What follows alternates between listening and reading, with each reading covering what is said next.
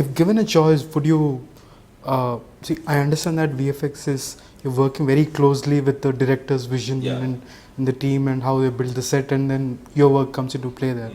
But if given a choice, would you just create everything by yourself in the studio, or do you still prefer it to be live action? And then this is the thing. Filmmaking is a collaborative effort. Has to be. I mean, at the end of the day, we are producing a piece of art for a client. Just like, art is always, unless you're doing something for yourself and you're in essence paying for it and you're doing it for yourself. Art's always a commission job. This is just another art form. It's still a commission job. So you're always working for a client. Case in point, and that client is the director and the producer. So their brief and their vision of how they want something to do, is integral to our creative process. So sometimes they won't know. They'll have an idea. This is the sort of thing that we're looking for. We're looking to create something, case in point, like a 1.5 kilometre high waterfall. All right, give us options. Let us know how you'd build it, how it would look, and so on.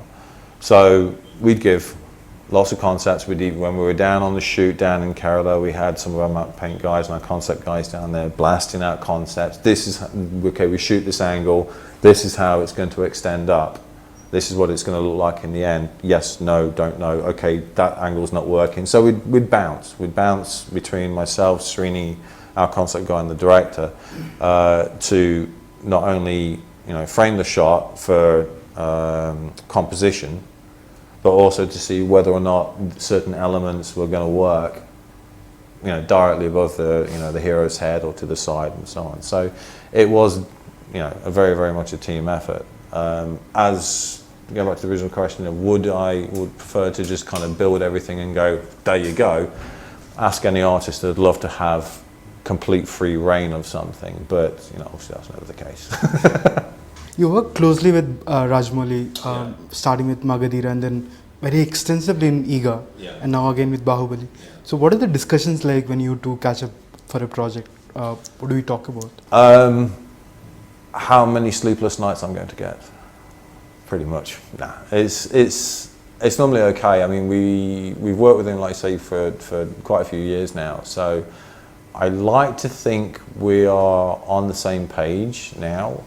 And a while back, after finishing this thing, we like to try and anticipate what he's going to go for. And every time he throws me a curveball, every single time. So I think we've got, okay, he's going to love this.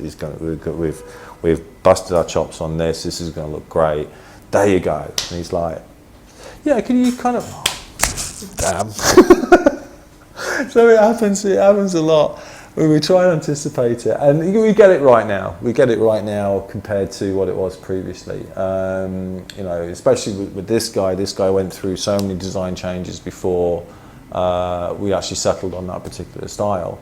And I fought him so many times on this, and also during Magadheera development. There was crowd distribution and object distribution within the stadium we were working on. And as an effects artist, I think the first thing I think of is like, okay, I'm building this one big asset that's got everything in place, so you can literally just shoot it from all these different angles, and the continuity is going to work, and it's all going to gel together. It's going to be great. If you think of the filmmaking process, everything is constantly massaged. It's massaged for composition. So people come up and say, oh, it's a movie mistake that property here moved from here from one shot and back to here on the next shot. Why is that? Yeah, okay, continuity error, maybe so. Or maybe they've just gone from a separate angle and they've repositioned it for composition. And that's purely it. It's just purely for composition of the frame. So I'm building sequences, I'm building shots in Magadheera and also on these other films, and he's saying, right, shift that there, move that there, move that there. Well, why? It's there in the previous shot. It's like, composition's not working. Fill the frame, make it look good. And I fought him for weeks, absolutely weeks on it. And right, fine, okay, fine, I'll do it. And I did it, and he was right. I was wrong. Totally, totally admit that, because he knew the process. I was concentrating purely on logistics, logical, this, that, and the other, and making sure that the continuity was there. So now when we do it, we think, okay, right, let's frame the shot. Let's make sure that the framing's right. Okay, doesn't need to worry too much about, okay, yes, we need to worry about composition, but not so it's going to kill us. As long as that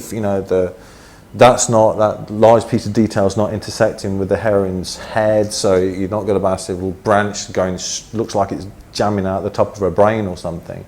So we frame things neatly for her. If we can't shift her, then we'll shift the prop, just like you would doing actually physically on set. If a prop's not working in that position, it gets moved, just as much as we do the same thing here. So every single one will get staged throughout the creative process to make sure that it is, going right. And it's from working with him.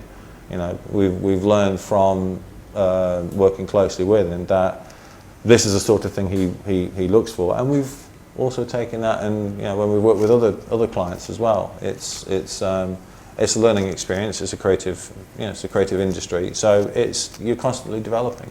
You learn new skills, you learn new techniques, not only through art and technical methods that we use within the studio, but also within the filmmaking process. Getting a physical camera up there, it's impossible to do, because you're going to have to knock a hole through the studio wall, and Mr. Rajamouli doesn't really like us doing that. So we had to digitally extend back, so therefore we had to work out the correct framing, the correct angle, composition, take our digital direct camera there, bang it forward. Okay, that's our XYZ location of where this needs to be. And then we've got the issues of perspective distortion, because the lensing is going to change, so we have to adjust the lensing for that and shoot how many plates we needed to offset. So all that we calculated on set.